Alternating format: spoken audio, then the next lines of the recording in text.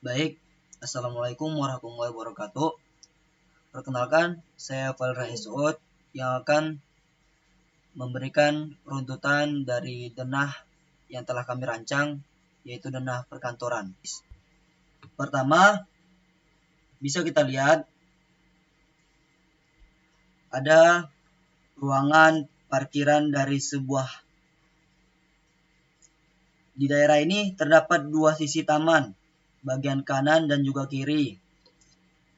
Dan ada juga parkiran mobil bagian kiri dan juga kanan. Kemudian di setelah taman kita bisa melihat terdapat daerah depan yaitu lobi. Nah, di sini bisa dilihat yaitu daerah lobi yang terdapat dua pintu, dan setelah kita masuk ke dalam lobi terdapat furnitur yang terdapat di sana, yaitu seperti sofa, meja, bunga, dan dilengkapi dengan meja resepsionis. Nah, di daerah resepsionis terdapat kursi, laptop, telepon, dan juga orang yang menyambut tamu atau kita sebut dengan resepsionis itu sendiri. Nah, guna lobi tersebut yang kita tahu adalah sebagai ruang tunggu bagi tamu yang berdatangan maupun karyawan ataupun customer yang ingin kerjasama dengan perusahaan. Nah, kemudian kita masuk ke ruangan yang ada di sebelah kiri lobi, yaitu ruangan HRD.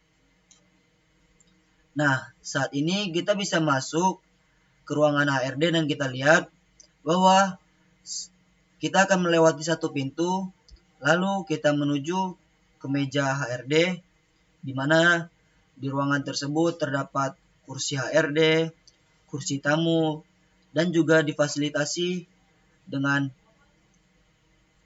komputer, keyboard, mouse, printer, telepon, bunga hias, dan ada juga tempat sampah. Nah, di mana di ruangan HRD ini biasanya dilakukan sebagai wawancara antara HRD dengan karyawan staf baru yang ingin melamar di suatu perusahaan tersebut. Sebagaimana umumnya bahwa HRD yang akan menerima atau menerima maupun tidak menerima suatu karyawan bahwa layak atau tidak layaknya dikerjakan di satu perusahaan tersebut. Nah, kita lanjut. Di sebelah ruangan HRD yaitu ada ruangan meeting perusahaan. Nah, di mana di ruangan meeting perusahaan itu terdapat ruangan yang berisi coffee maker, bunga, kemudian juga kursi dan meja. Lalu di meja kita bisa menemui ada beberapa peralatan untuk meeting seperti laptop, table, stop kontak, dan juga telepon. Nah, kita bisa mengerti bahwa di ruangan meeting ini biasa dilakukan oleh satu perusahaan atau satu kantor digunakan untuk membahas sebuah rancangan tentang kedepannya perusahaan, kedepannya kantor, di mana baiknya, di mana buruknya, ataupun tentang perancangan kantor saat ini dan kedepannya. Kemudian kita lanjut ke ruangan yang berada di depan ruangan meeting, yaitu ada ruangan akunting, di mana di dalam ruangan akunting ini terdapat 4 orang akunting yang biasa mengurus keuangan perusahaan, yang dilengkapi dengan fasilitas yaitu bisa kita lihat ada komputer, PC, keyboard, mouse, dan tersedia juga mesin fotokopi, di mana mesin fotokopi ini akan digunakan untuk memudahkan si akunting untuk memberikan berkas yang akan diberikan kepada atasan. Lalu ruangan ini juga terdapat sofa dan juga meja dan bunga hias.